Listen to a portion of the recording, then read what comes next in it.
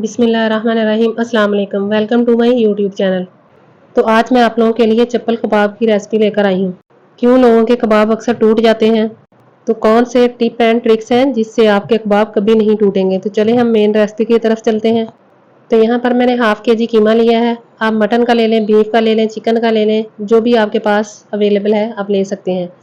तो यहाँ पर हम प्याज ऐड करेंगे, जो मीडियम साइज़ के लेके जिनको मैंने चॉप कर लिया था और इनका पानी रिमूव कर लिया था।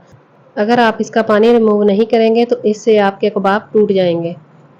और कबाब में प्याज बहुत ही अहम चीज़ है। और अब मैं इसमें 1 टेबलस्पून अदरक लहसुन का पेस्ट डाल दूंगी। और अदरक लहसुन का पेस्ट आपने फ्रेश लेना है। और अब मैं इसमें फ्रेश कूटी हुई सुरख मिर्च डाल दूंगी, और इनकी खूबसूरती भी बहुत होती है। अब मैं इसमें 1.5 चम्मच खुश्क धनिया डाल दूंगी। तो हम खुश्क धनिया का पाउडर ऐड नहीं करेंगे, तो इसलिए कूटा हुआ खुश्क धनिया इसमें डालेंगे। अब हम इसमें 2 टेबलस्पून सब्ज़ धनिया कटा हुआ डाल देंगे। तो ये खुशबू, खूबसूरती और सारे कामों के लिए होता है। तो आपने इस वीडियो को कंप्लीट देखना है। तो अब मैं इसमें 1 टेबलस्पून कुटी हुई सब्ज़ मिर्च डाल दूंगी।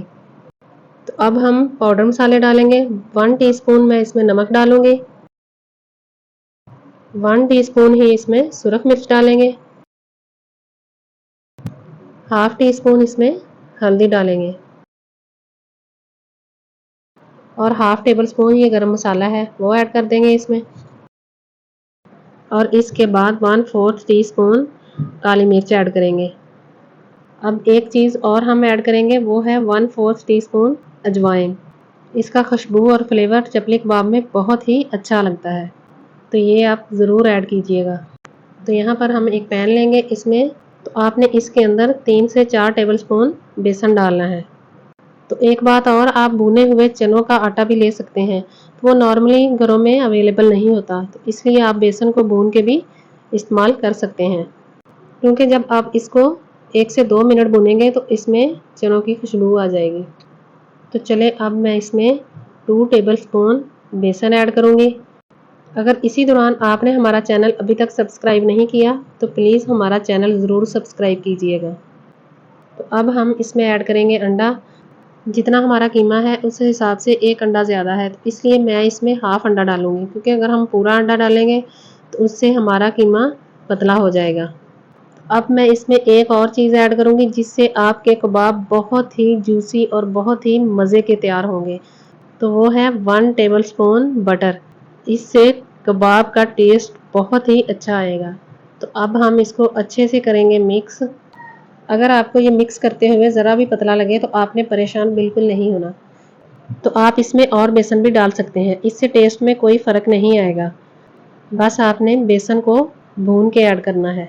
तो आपने इसको मिक्स करके तकरीबन 2 घंटे फ्रिज में रखना है, क्योंकि इसका टेस्ट और फ्लेवर भी बढ़ जाएगा और आपको कबाब बनाने में भी आसानी होगी। तो हाथों को कर लिया था मैंने ऑयली। अब हम कबाब बनाएंगे तो ये बहुत ही आसानी से बन जाएंगे, क्योंकि इसमें हमने कोई गुलाई का ध्यान नहीं रखना होता। तो आप इसको कोई भी शेप दे लें, कोई मसला नहीं, आपने सिर्फ रेसिपी को फॉलो करना है। और जिस प्लेट में आपने कबाब रखने हैं उसमें ऑयल लगा लेना है, ग्रीसिंग कर लेनी है, ताकि बाद में आपको कबाब उठाने में आसानी हो। तो यहाँ पर हमने सारे कबाब बना लिए हैं। तो यहाँ पर मैंने एक तवा लिया है, तवे को हम पहले गरम करेंगे, फिर हम इसके ऊपर घी डालेंगे। तो घी से क्या होता है, इससे ये बहुत ही मज़ेदार बनते हैं। एक बात और, मैंने तवा लिया है तो ये ज़रूरी नहीं आप भी तवे पर ही इसे बनाएं। अगर आपके पास पैन है, कढ़ाई है, आप किसी चीज़ में भी बना सकते हैं।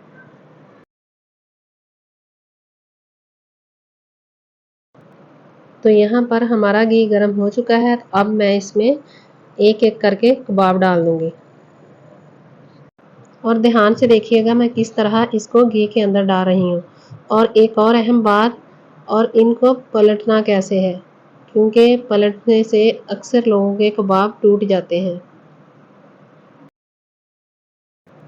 तो अब हम इसकी साइड चेंज करेंगे। तो आपने इसको तकरीबन 10 से 12 मिनट तक पकाना है, क्योंकि 2 घंटे की मैरिनेशन है। और फ्लेम को आपने लो रखना है, क्योंकि अगर फ्लेम आपकी हाई होगी तो इससे आपके कबाब जल सकते हैं।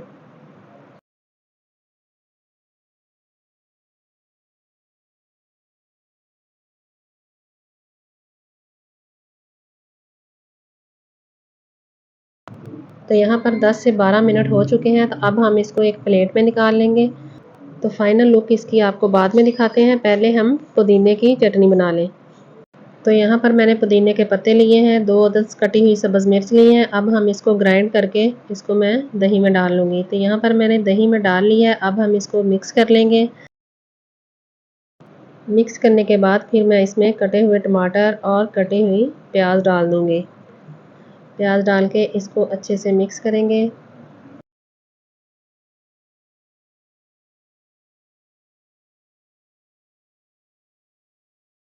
तो इसको मिक्स करने के बाद फिर हम कबाब इसके साथ सर्व करेंगे। तो अब हम फाइनल लुक की तरफ चलते हैं। तो यहाँ पर हमारे चपली कबाब बिल्कुल रेडी हैं। तो अगर आपको हमारी वीडियो अच्छी लगे तो हमारी वीडियो को लाइक ज़रूर कीजिएगा और एक कमेंट भी कीजिएगा। तो ये हमारे कबाब बहुत ही मज़े के तैयार हुए हैं। तो आप भी ज़रूर ट्राई कीजिएगा। दुआओं में याद रखिएगा। अल्लाह हाफ़िज़।